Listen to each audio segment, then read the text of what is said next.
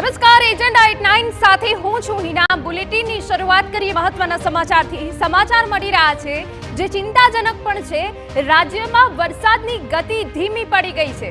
જી હા, રાજ્યમાં હવે ખૂબ ઓછો વરસાદ જોવા મળી રહ્યો છે ને તે વચ્ચે 24 કલાકમાં એક જ જગ્યાએ 2 ઇંચ વરસાદ પડ્યો છે ને 2 ઇંચ વરસાદ પડ્યો છે બોટાદમાં। સુરેન્દ્રનગરના દસાડામાં પોણા 2 ઇંચ વરસાદ પડ્યો છે। અત્યાર સુધી સિઝનનો કુલ વરસાદ 25.46% થયો છે। સૌથી વધુ વરસાદ સૌરાષ્ટ્રમાં 35% અને કચ્છમાં 34% પડ્યો છે।